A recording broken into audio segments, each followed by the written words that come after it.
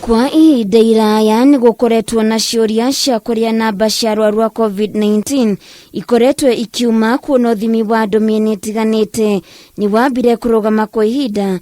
Rĩu thirikari kũgerera ministry ya ũgima wa mwĩrĩ yugite kaunti-ini iratabania ũthimi wa mũrimũ ũyũ na kũrĩ na rambu 33 iria iratabania mĩhang'o ya gũthima muingi kaunti-ini itiganĩte. Public and private laboratories. We have testing facilities available in the following counties: in Nairobi, Kisumu, Mombasa, Kilifi, Wajir, Kericho, Uasin Gishu, Machakos, Busia, Nakuru, Kajiado, and Trans Nzoia. They're all doing COVID-19 testing. And in terms of laboratories, it becomes important to remind you that the National Influenza Center, the National HIV Reference Laboratory, that form part of the National Public Health Laboratory Framework, are conducting testing. Kenya Medical Research Institute laboratories in Nairobi, Kilifi, Kisumu, Alupe are all conducting testing, including Cambridge CDC laboratories that we have, again in Nairobi, in Kisumu, Walter Reed, Kericho. Thirikari nĩ yongereire rambu cia muriungo mĩaka-inĩ 3 gũkũ bũrũri-inĩ thutha wa ĩmwe gũkorwo kaunti-ini ya Kajiado itanya-inĩ rĩa gũthima matereba a marori ũndũ ũmwe na arĩa maraingĩrana kuma nja wa bũrũri. We have deployed mobile laboratories. These have been deployed to different border points. Maimayu, Namanga, Malaba border all have testing capability there and continue to support diagnostics when it comes to COVID-19.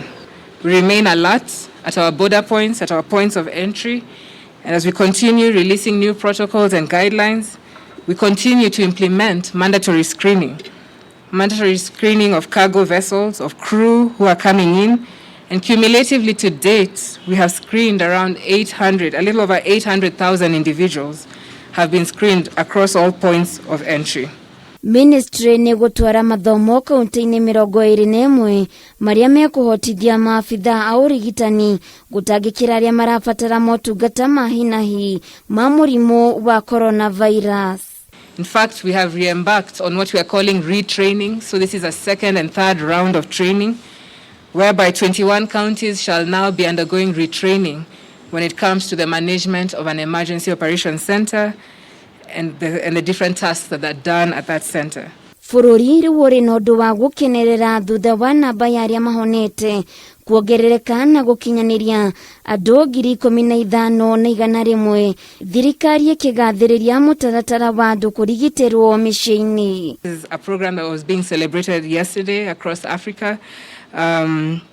We had people from Ghana, South Africa really trying to find out what are we doing, how are we doing this, how are we getting success from this program. Continue celebrating the achievements that you have made regarding home-based care. As we told you, it is cheap, and it also removes the responsibility of people being in the institutions or healthcare facilities, so that we reserve those ones for those with severe or moderate, severe or critical illnesses.